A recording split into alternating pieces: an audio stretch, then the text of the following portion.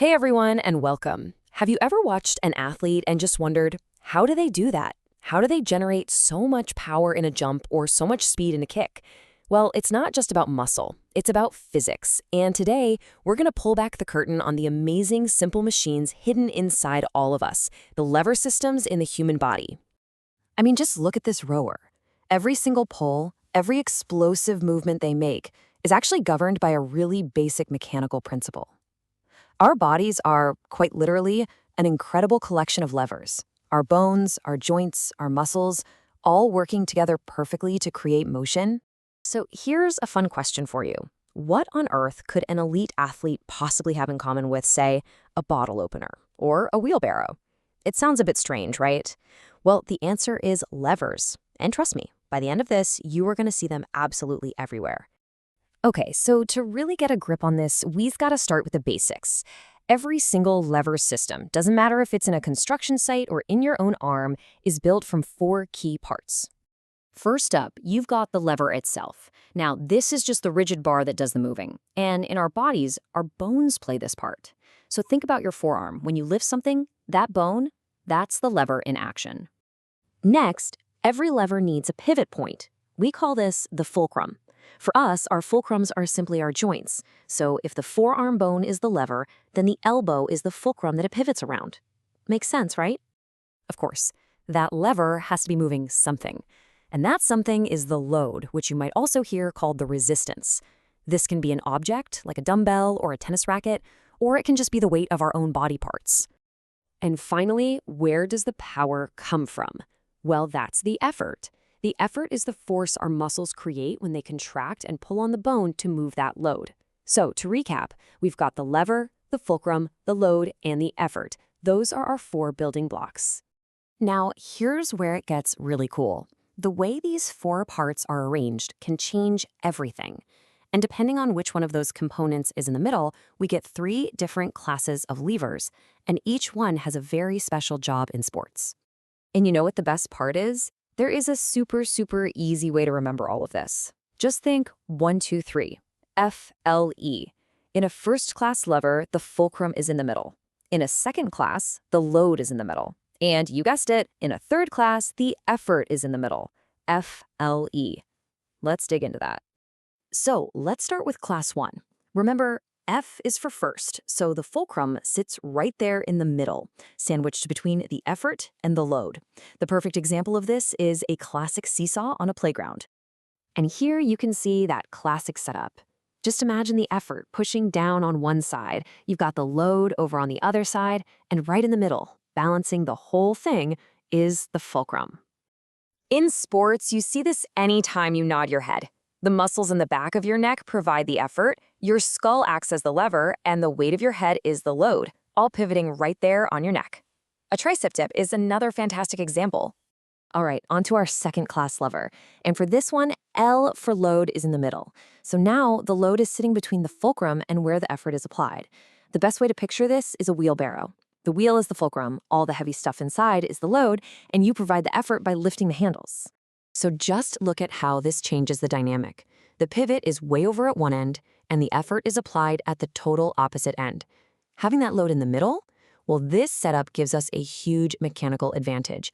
This system is built for power. And a brilliant sporting example is doing a calf raise, or what you see right here, the explosive takeoff in a long jump. The ball of your foot acts as the fulcrum, your entire body weight is the load, and your powerful calf muscle, the gastrocnemius, provides that massive effort to lift you up. And that brings us to the third-class lever, which is by far the most common type you'll find in the human body. For this one, E for effort is in the middle. The muscle applies its force between the pivot point and the object we're trying to move. Now, at first glance, this one might look a bit, well, inefficient. The effort is stuck right there between the pivot and the load. And you do lose some power this way, but what you gain is absolutely crucial in sports. You get incredible speed and a massive range of motion. The bicep curl is the textbook example here. Your elbow is the fulcrum, the dumbbell in your hand is the load, and your bicep muscle provides the effort right in between the two. Kicking a football is another great one, with your knee as the fulcrum and your quad supplying the effort. Okay, so now we know the three classes. But why does any of this matter? Why have different arrangements? Well, this is the so what moment. It all boils down to a fascinating trade-off between power and speed, or what we call mechanical advantage versus mechanical disadvantage. So here's the deal. Second-class levers, they give you a mechanical advantage. Think back to that powerful calf raise. You're lifting your entire body weight with what feels like relatively little effort. Third-class levers are the total opposite. They have a mechanical disadvantage. But that disadvantage is actually their superpower.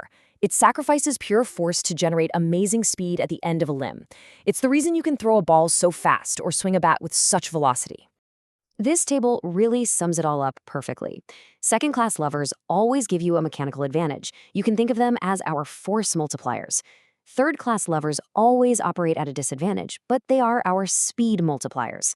And what about first-class levers? Well, they're the versatile ones. They can be either. It just depends on where that fulcrum is placed. All right, you've got all the theory down. Now let's put it to the test and see if you can spot these systems in action. First question, can you give an example of a first-class lever system used in sport? Remember, this is the one with a fulcrum in the middle. If you said something like nodding to head a football, doing a tricep dip, or even the basic seesaw motion in rowing, you are absolutely spot on. Okay, how about this one?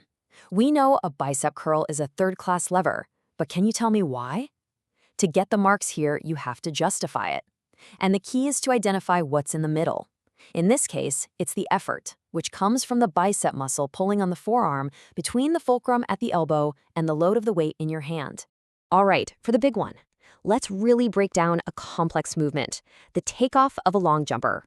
Focus just on the ankle. Can you identify the class of lever and then pinpoint the fulcrum, the load, and the effort?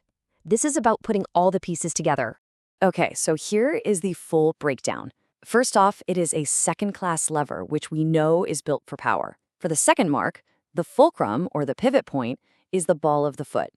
The load, for the third mark, is the athlete's entire body weight. And finally, the effort comes from that massive calf muscle, the gastrocnemius, contracting with incredible force to launch the athlete. See how it all just clicks together to create that one explosive moment? So there you have it. From a simple seesaw to an Olympic champion, the exact same principles of physics apply. Now that you know the secret of FLE, the real fun begins. The question is, where else in your day-to-day life are you going to spot these levers at work? Thanks so much for watching.